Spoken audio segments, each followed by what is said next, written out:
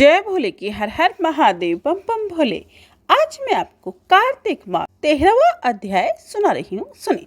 नारद जी बोले, दैत्यों के तीक्ष्ण प्रहारों से व्याकुल देवता इधर उधर भागने लगे।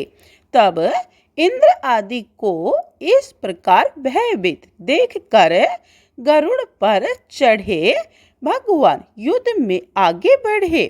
उन्होंने अपना सहस्रांग नामक धनुष उठाकर बड़े जोर से टंकोर किया। त्रिलोकी शाब्दिक हो गई। पल मात्र में ही भगवान विष्णु ने हजारों दैत्यों के सिर काट गिराए। यह देखकर जलंधर के क्रोध की सीमा न रही। फिर तो भगवान विष्णु और जलंधर का महान संग्राम हुआ। बाणों से आकाश भर गया। लोग आश्चर्य करने लगे।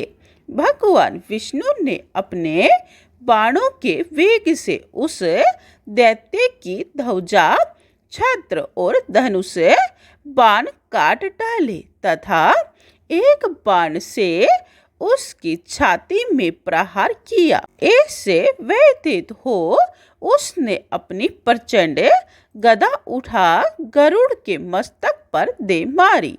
गरुड़ पृथ्वी पर गिर पड़ा।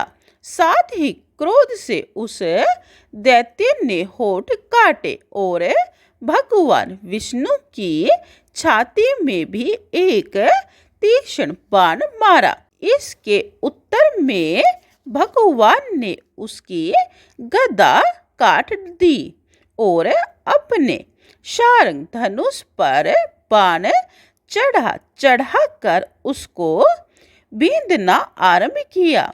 जलंधर भी उन पर अपने पैने बाणों से वर्षा करने लगा। उसी समय जलंधर ने भगवान विष्णु को कई पैने बाण मारकर वैष्णव धनुष को काट दिया। धनुष कट जाने पर भगवान ने गदा ग्रहण कर ली और शीघ्र ही जलंधर को खींचकर मारी भी। परंतु उस अग्नितव अमोघ गदा की मार से भी वह चलायमान न हुआ और मदोमद हाथी के समान उसे यानी गदा की मार को फूल की माला ही जाना। साथ ही उस युद्ध दुर्मद ने अत्यंत ही क्रोध होकर एक अग्निमुख त्रिशूल उठाकर विष्णु पर छोड़ दिया। भगवान विष्णु ने शिव के चरणों का स्मरण कर नंदक नामक त्रिशूल से उसके त्रिशूल को छेद दिया। जलंधर ने झटक कर भगवान विष्णु की छाती में एक मुष्टिक मारा। उसके उत्तर में भगवान विष्णु ने भी उसकी छाती पर अपनी मुष्टिका का प्रहार किया। फिर दोनों घुटने टेक कर बाहों और मुष्टकों से बाहु युद्ध करने लगे। कितनी ही देर तक भगवान विष्णु उसके साथ युद्ध करते रहे। वह कुछ शर्मित से हो गए। तब सर्वश्रेष्ठ मायावी भगवान उस दैत्य राज से मेघवाणी में बोले, हे रण दुर्मम दैत्य श्रेष्ठ, तू धन्य है जो इस महायुद्ध में इतने बड़े बड़े आयुधों से भी भयभीत न हुआ। तेरे इस युद्ध से मैं बड़ा प्रसन्न हूँ। तू जो चाहे मांग, मैं आधे वस्तु भी आज तुझको दे दूंगा।